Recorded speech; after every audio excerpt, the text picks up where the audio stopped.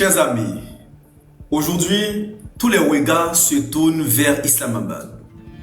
Pourquoi? Parce que le Pakistan est en train de redevenir un point central dans les contacts entre l'Iran et les États-Unis d'Amérique. Je vous explique.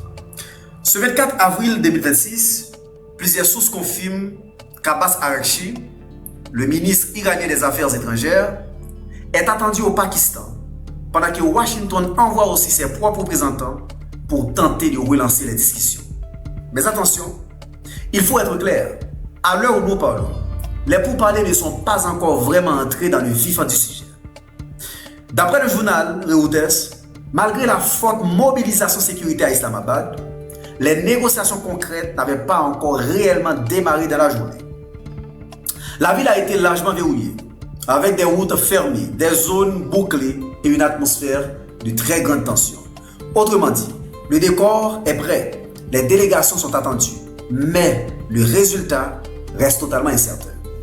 Il faut aussi rappeler que ce n'est pas la première tentative. Une première séquence de discussion autour du 11 avril n'avait pas permis d'aboutir à un accord.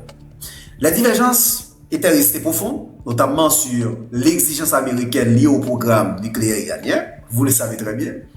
Donc aujourd'hui, la vraie question n'est pas seulement est-ce que les délégations vont se rencontrer à Islamabad? La vraie question c'est plutôt est-ce qu'il y a cette fois une vraie volonté politique d'avancer? Maintenant, allons un peu plus loin. Ce que montre cette séquence, c'est que le Pakistan essaie clairement de jouer un rôle de médiateur utile. Islamabad veut créer un espace de discussion, de maintenir le contact et empêcher une nouvelle dégradation de la situation. Et sur ce point, son rôle devient de plus en plus visible. Mais en même temps, il faut rester lucide. Le simple fait que les discussions reviennent sur la table de négociation ne veut pas dire que la crise est proche d'être réglée. Au contraire, cela peut aussi montrer que les tensions restent suffisamment graves pour obliger tout le monde à revenir en urgence au canal diplomatique. Et c'est là qu'il faut faire une lecture très sérieuse et très poussée. Quand une capitale est bouclée, quand les délégations avancent avec prudence, quand tout le monde parle sans encore conclure, cela veut dire une chose. La paix est encore fragile.